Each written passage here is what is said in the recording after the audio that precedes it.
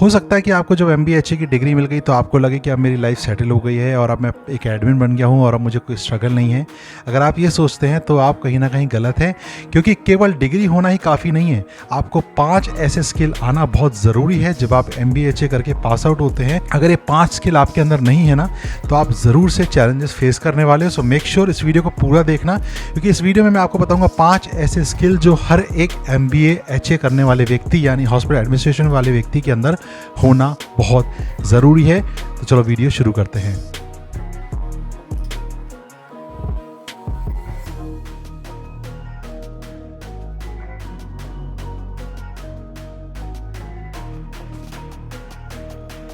Hello guys, welcome back to the channel. और आज के वीडियो में मैं आपको बताने वाला हूँ 5 इंपॉर्टेंट स्किल जो हर एक एडमिन को जानना बहुत ज़रूरी है, स्पेशली जब आप एक हॉस्पिटल हेल्थ केयर सिस्टम में हैं। तो एक एक करके हम सारे स्किल्स को देखेंगे जल्दी जल्दी। तो सबसे पहला स्किल आता है वो है कम्युनिकेशन, जो मैं आपके साथ कर रहा हूँ। It's called communication skill.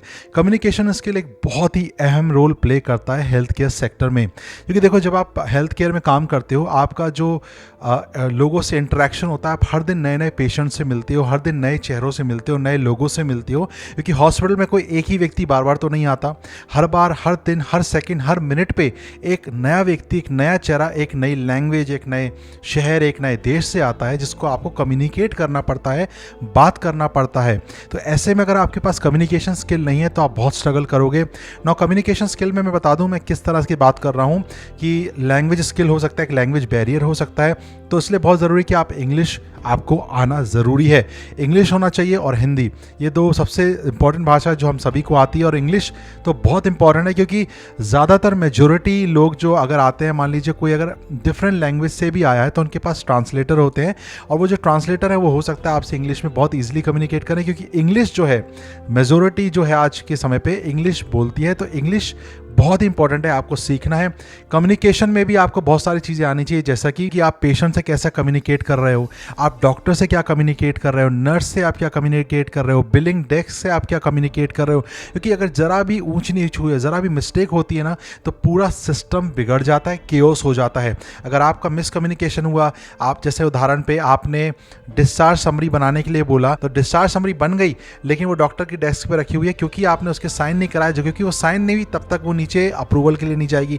तो छोटे छोटे स्टेप से अगर आप इसको मिस करोगे और इसको आप ध्यान नहीं दोगे, मिसकम्युनिकेशन होगा ना, तो बहुत बड़ा केओस हो जाता है इसके चक्कर में। तो मेक श्योर कम्युनिकेशन बहुत ही क्लियर, क्रिस्टल क्लियर होना चाहिए।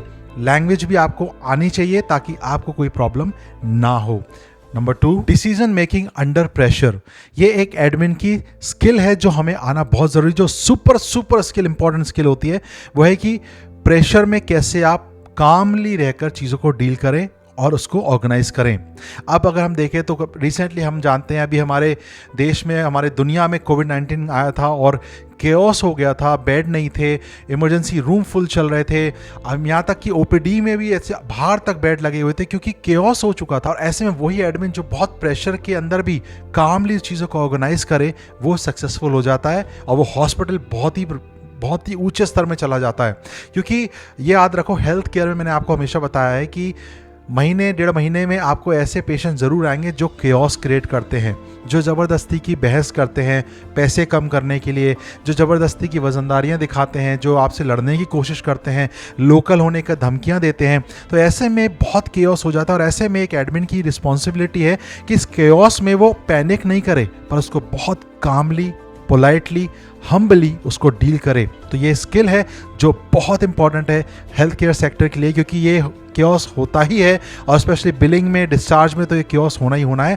क्योंकि पेशेंट जब आता है, या तो वो बहुत पैनिक में आता है, कोई इमरजेंसी होती है और ऐसे में बेड नहीं मिलता, या ऐसे में वो डॉक्टर नहीं मिलता, तो वो चिल्लाना शुरू कर देता है।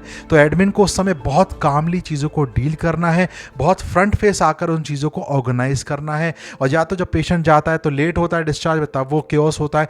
तो हमको उस केओस के अंदर बहुत ही आराम से सिस्टमेटिक तरीके से कामली डील करना आना चाहिए, उस प्रेशर को हैंडल करना आना चाहिए। ये बहुत इंपॉर्टेंट स्किल है जो हर एडमिन के अंदर होना ज़रूरी है। तीसरी, टाइम एंड शिफ्ट मैनेजमेंट।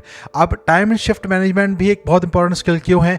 क्योंकि जब आपके पास स्टाफ नहीं होगा तो आप काम कैसे कराओगे? और स्टाफ होने के लिए आपके पास प्रॉपर मैन पावर होना चाहिए, और मैन पावर का सही इस्तेमाल करने के लिए आपके पास प्रॉपर मैनेजमेंट टीम या टाइम मैनेजमेंट शीट होना चाहिए, जिसे कहा जाता है रोस्टर। अगर आपके पास रोस्टर ही नहीं है कि कौन किस ड्यूटी पे आएगा, कौन किस शिफ्ट में आएगा, तो केओस तो होना ही होना है। आप मान लीजिए आप मॉर्निंग शिफ्ट में है, मंडे है, और मंडे को सबसे ज़्यादा कहते हैं डिस्चार्ज होते हैं, बहुत ज़्यादा एडमिशन होते हैं, और उस समय पे आपके जो काम करने वाले वर्कर्स हैं वो लेट आ रहे हैं, कोई 9 बजे आ रहा है, कोई 10 बजे आ रहा है, कोई घूमते हुए 12 बजे आ रहा है, कोई हाफ डे में आ रहा है, तो क्या होगा? सफ़र कौन करेगा? सफ़र पेशेंट करेगा। जब पेशेंट सफ़र करेगा तो वो आपके ऊपर चिल्लाएगा, जब वो आपके ऊपर चिल्लाएगा आपका दिन खराब हो जाएगा।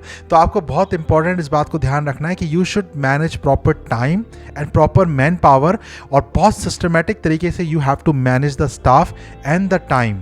क्योंकि अगर ज़रा भी केओस हुआ ना, तो याद रखना डॉक्टर से तो आपको पढ़ना ही पढ़ना है, साथ में पेशेंट से भी पड़ेगी, साथ में आपको हाई अथॉरिटी से भी पड़ेगी, और हॉस्पिटल मैनेजमेंट स्टाफ से भी पड़ेगी, और आपका दिन बहुत बेकार जाएगा और आप बहुत फ्रस्ट्रेट हो जाओगे। तो इसलिए बेहतर है कि आप एक रोस्टर अच्छी तरह बनाओ, प्रॉपर टाइम मैनेजमेंट स्लॉट्स रखो, प्रॉपर मैन पावर को सही तरीके से इस्तेमाल करो। ये भी एक बहुत इंपॉर्टेंट स्किल है जो हमारे अंदर होना अनिवार्य है। चौथा और important point, tech and software dealing. अब ये बहुत इंपॉर्टेंट क्यों है? क्योंकि आज बहुत से हॉस्पिटलों में मैं देखता हूँ लोग बोलते हैं यार हमें नहीं आता ये सॉफ्टवेयर चलाना, HIMS, ये हमें नहीं आता, हॉस्पिटल इन्फॉर्मेशन सिस्टम हमें चलाना नहीं आता। नहीं, आपको ये चीज़ आना चाहिए। आप टेक्नोलॉजी से, यानी कंप्यूटर आपको बहुत अच्छी तरह आना चाहिए, आपको नॉलेज होना चाहिए वर्ड की, एक्सेल की, आपको टाइपिंग आपकी अच्छी होना चाहिए। क्योंकि जब आप इस एडमिन फील्ड में हैं और जिस तरह डिजिटल होता जा रहा है ये देश, डिजिटल चीज़ें इंट्रोड्यूस हो रही हैं, टेक्निकल आज टेक्नोलॉजी किस लेवल पर जा रही है, अगर हम पीछे छूट गए ना तो हम सच में बहुत पीछे छूट जाएंगे, और हम आगे नहीं बढ़ पाएंगे, हम परफॉर्म नहीं कर पाएंगे, अपने जॉब पे हम परफॉर्म नहीं कर पाएंगे, अच्छा रिजल्ट नहीं दे पाएंगे। तो हमें बहुत ज़रूरी है कि हमें सॉफ्टवेयर, ना केवल IT सेक्टर के ऊपर, हमें बेसिक सॉफ्टवेयर नॉलेज और टेक्नोलॉजी चलाना आना चाहिए, उसका इस्तेमाल करना आना चाहिए। हॉस्पिटल सिस्टम का, HIMS का, यानी आपके जो हॉस्पिटल का इंफॉर्मेशन सिस्टम है उसको ऑपरेट करना आना चाहिए। कभी अगर आपका कोई IT मैनेजर या IT पर्सन नहीं है, या उसके पास भी बहुत सारा काम आ चुका है, तो you should know how to fix small things. तो उसके लिए आप YouTube देख सकते हैं, ChatGPT देख सकते हैं, लेकिन उसके लिए भी आपको थोड़ा टाइपिंग और टेक्निकल चीज़ें आना चाहिए भाई। अगर वो नहीं आएगा तो केओस हो जाएगा और आपको बहुत ही ज़्यादा इसके लिए प्रॉब्लम फेस करना पड़ेगी। सो मेक श्योर कि आप टेक्नोलॉजी से अनजान ना रहें, उसको सीखें, और उसके बेसिक कॉन्सेप्ट आपके दिमाग में क्लियर होना चाहिए, ताकि कभी कोई इमरजेंसी हो, I am always ready as an admin to face and to deal with this problem. पांचवा और सबसे इंपॉर्टेंट और आखिरी पॉइंट और जो स्किल आपके पास होना चाहिए वो है एम्पैथी और प्रोफेशनलिज्म। दोनों को बैलेंस करना है। एम्पैथी और प्रोफेशनलिज्म से मतलब है कि आपको थोड़ा सा जनरस भी होना चाहिए, रूड नहीं होना चाहिए, और प्रोफेशनलिज्म मेंटेन करना चाहिए।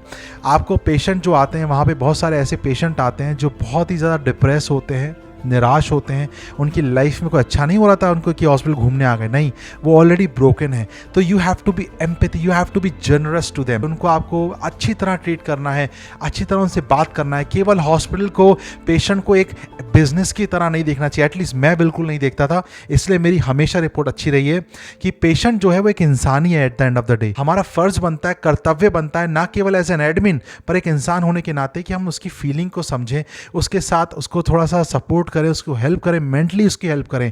ऐसा नहीं कि हॉस्पिटल में गए तो मतलब आप तो, हम एडमिन है, हम तो बिल बनाएंगे 2-3 लाख का, यही हमारा काम है। नहीं, आपको बैलेंस करना अपना प्रोफेशनल लाइफ और अपना एक एज अ ह्यूमन बीइंग, आपको दोनों को बैलेंस करना बहुत ज़रूरी होता है। क्योंकि हॉस्पिटल में जो व्यक्ति है वो वैसे ही बेचारा डिप्रेस और बहुत निराश है, आपको ऐसे में जाके उसको बहुत डिप्रेस और निराश नहीं करना।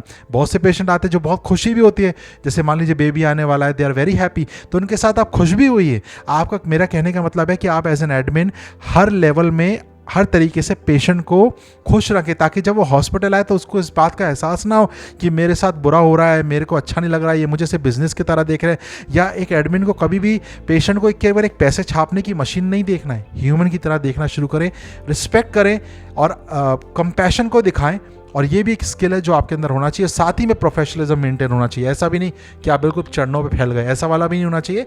फैलना मतलब जो वो बोल दे बस वही वही कर रहा है, ऐसा नहीं। You have to be compassionate पर at the same time professional रहें। अपने काम को डिसिप्लिन, ऑर्गेनाइज और प्रोफेशनल तरीके से करें, क्योंकि आप उस हॉस्पिटल में काम करते हैं और वो हॉस्पिटल आपका घर है जहाँ पे बहुत सारे लोग आपके पास आते हैं and they ask for the help. तो एज एन एडमिन आपको हेल्प करना है, एट द सेम टाइम आपको अपने हॉस्पिटल का रेप्यूटेशन और उसका स्टैंडर्ड भी मेंटेन करना ज़रूरी है। तो ये वो 5 स्किल है जो आपको डिग्री में नहीं मिलेगी, जो आपको ऑन फील्ड मिलेगी, जो मैंने अपनी लाइफ से सीखी है, अप्लाई करी हैं और सक्सेसफुली मैंने इन चीज़ों को करा है। तो इन 5 स्किल को अपनी लाइफ में लागू करो और एक बड़ा सा चेंज आप अपने एडमिनिस्ट्रेशन स्किल में 100% देखोगे। और आप ना केवल अपने हॉस्पिटल में सक्सेसफुल होगे, पर आपका hospital will be successful and will be blessed because of you. आपका हॉस्पिटल भी खुश होगा कि हमने एक अच्छा एम्प्लॉय हायर करा है। सो अगर वीडियो पसंद आया, इन्फॉर्मेटिव लगा, तो कमेंट सेक्शन में अपनी राय ज़रूर दे देना। चैनल को सब्सक्राइब कर लेना। अगर आप और भी ऐसी MBHA रिलेटेड वीडियो देखना चाहते हो और करियर टिप्स चाहते हो तो कमेंट सेक्शन में ज़रूर राय देना। कोई सवाल हो तो बेधड़क होकर पूछ डालना। मिलूंगा नेक्स्ट वीडियो में। Till then take care, bye bye. Adesh Narayan signing of.